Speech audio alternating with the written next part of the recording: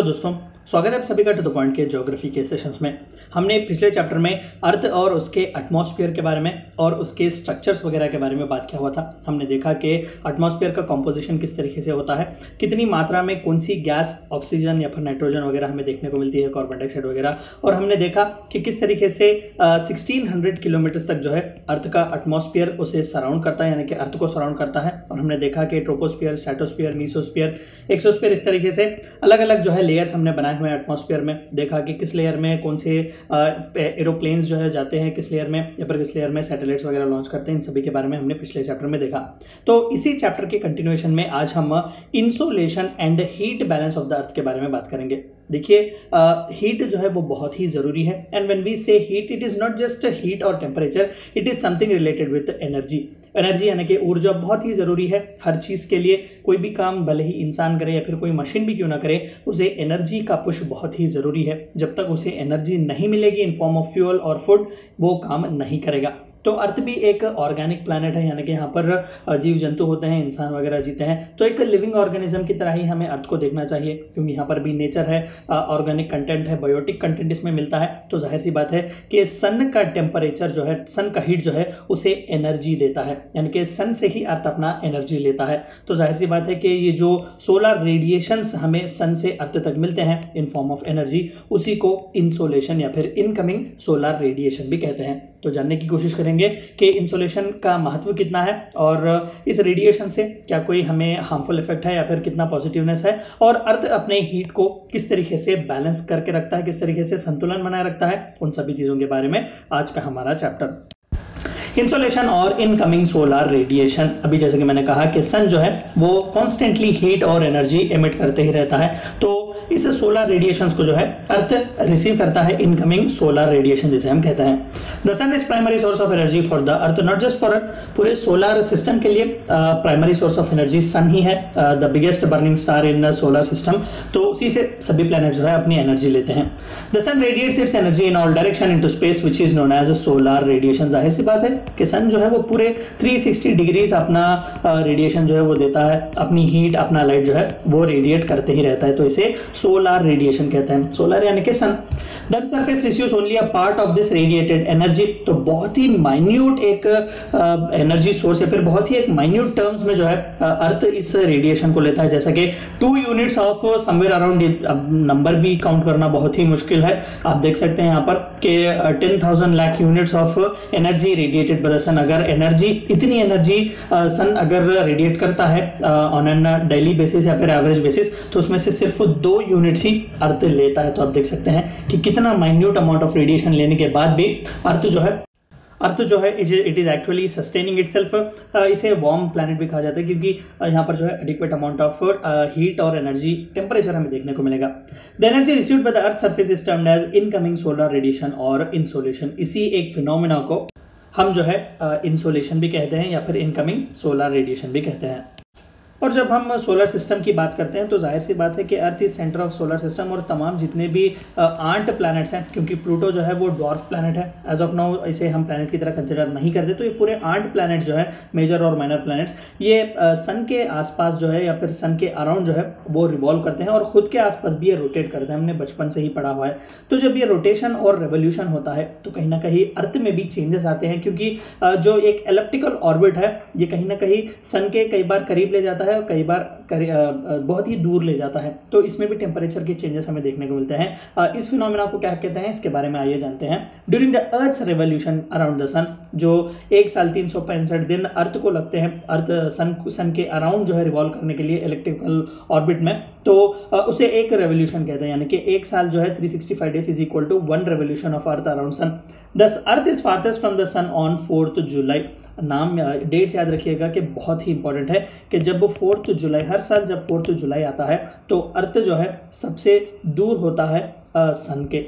और the position of earth is called as aphelion. और उस वक्त जब 4 जुलाई में जब वो सन के सबसे दूर होता है तो उस फिनोमिना को या फिर उस पोजीशन को एफीहीलियन कहा जाता है। And on 3 January the earth is nearest to the sun, this is called as perihelion. आप यहाँ पर देख सकते हैं कि 3 जनवरी को डेट्स बहुत ही इंपॉर्टेंट है, कई बार डायरेक्टली सवाल भी पूछा जा सकता है। 3 जनवरी को हर साल जो है वो अर्थ जो है सन के सबसे करीब होता है इस एलिप्टिकल ऑर्बिट में, तो इस पोजीशन को पेरीहीलियन कहा जाता है। तो दोनों बहुत ही इंपॉर्टेंट है, याद रखिए कि एफीहीलियन एंड पेरीहीलियन। तो जाहिर सी बात है कि जब सन के करीब होगा तो इंसोलेशन सोलर रेडिएशन भी ज़्यादा, और जब दूर होगा तो इंसोलेशन कम, सोलर रेडिएशन भी कम। फैक्टर्स इन्फ्लुएंसिंग इंसोलेशन, तो भाई इस इनकमिंग सोलर रेडिएशन के फैक्टर्स क्या हैं हमने अभी तो देखा, रोटेशन और रेवोल्यूशन। आइए इसके बारे में थोड़ा बहुत और जानकारी करने की कोशिश करते हैं। Rotation of the earth on its own axis, जाहिर सी बात है अगर ये सन है, अगर ये अर्थ का एलिप्टिकल ऑर्बिट है तो अर्थ नो डाउट रिवॉल्व कर रहा है सन के आसपास। हमने अभी देखा एफीहीलियन पेरीहीलियन का फिनोमेना, लेकिन जब अर्थ जो है रिवॉल्व कर रहा है अलॉन्ग विद दैट ये अपने आसपास भी रोटेट कर रहा है, यानी कि ये मूव कर रहा है एवरीडे। 24 आवर जो है वो एक रोटेशन का टाइम होता है अर्थ के लिए। तो इस अर्थ के खुद के अपने ही इस एलिप्टिकल ऑर्बिट में या फिर अपने ही एक्सिस में रोटेट करने की वजह से भी इंसोलेशन में चेंजेस आ सकते हैं। कई बार जो है अर्थ के रोटेशन की वजह से जिन जगहों पर ज़्यादा इंसोलेशन पहुंचनी है शायद वहाँ पर कम पहुँचे। सीजनल चेंजेस भी शायद इसी की वजह से आते हैं और ज़्यादातर इस तरीके के डिफरेंसेस जो है हमें देखने को मिलते हैं।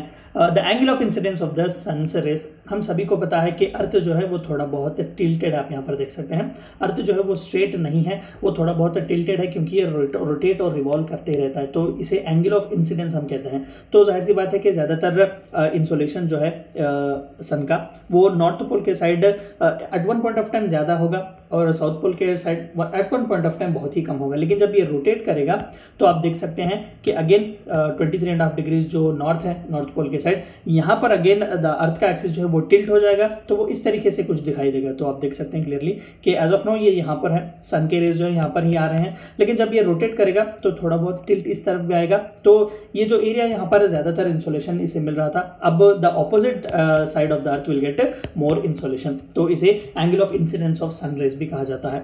ड्यूरेशन ऑफ द डे, हम जाहिर सी बात है कि जब रिवॉल्व और रोटेट कर रहे हैं तो ड्यूरेशन ऑफ द डे भी चेंज होता है। इक्वेटर के आसपास हमें डे थोड़ा बहुत लॉन्ग देखने को मिलता है when compared with other regions.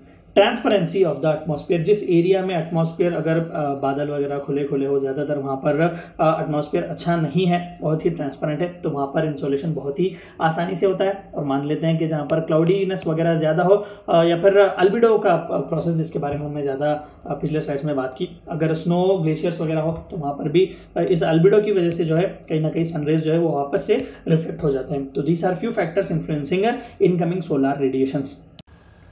और आखिर में हीट बैलेंस या फिर heat budget of the earth, कि किस तरीके से अर्थ अपना हीट का बैलेंस जो रखता है, क्योंकि हमने देखा कि समवेयर अराउंड बहुत ही ज़्यादा यूनिट्स 1,00,000 यूनिट्स जो एनर्जी सन एमिट करता है उसमें से सिर्फ 2 यूनिट्स ही अर्थ लेता है। The earth as a whole does not accumulate और lose heat, it maintains it temperature. Earth का जितना भी इंटरनल हीट है वो ना ही लूज होता है ना ही वो अक्यूमुलेट होता है, वो जितना है वो उतना ही है। हमने ऑलरेडी कोर मैंटल क्रस्ट के बारे में बात किया जो कि इंटीरियर्स हैं, तो उस अर्थ के इंटीरियर्स में किसी भी तरीके का चेंज नहीं आने वाला, तो बाकी का जितना भी चेंज जो एटमॉस्फेयर में आएगा वो इसी इंसोलेशन की वजह से आएगा। तो अर्थ जो है बस उस टेम्परेचर को, आउटर टेम्परेचर को, एटमॉस्फेयर के टेम्परेचर को मेंटेन करने की कोशिश करता है। This can happen only if amount of heat received in a form of insolation equals the amount of lost by the earth through terrestrial radiation. जितना इंसोलेशन हम ले रहे हैं उतना ही अगर वापस भेजें तो अच्छा है, लेकिन जाहिर सी बात है कि क्लाइमेट चेंज, ग्लोबल वार्मिंग जैसे फिनोमेना की वजह से कई बार ये इंसोलेशंस अंदर तो आते हैं लेकिन बाहर नहीं जा सकते। This is the reason why we can see the adverse nature of global warming. जो कोई भी फ्लड्स वगैरह आना, ग्लेशियर्स वगैरह आपका पिघल जाना, ये सभी इसी हीट के मिस बैलेंस की वजह से है।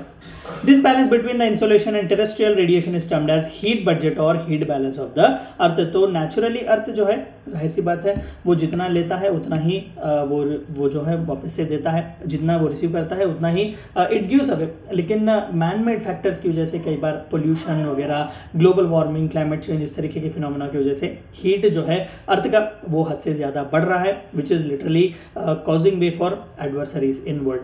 ये थी चंद बातें आपको जाननी थी heat, insolation and heat balance of the अर्थ के बारे में। Thank you for watching my video.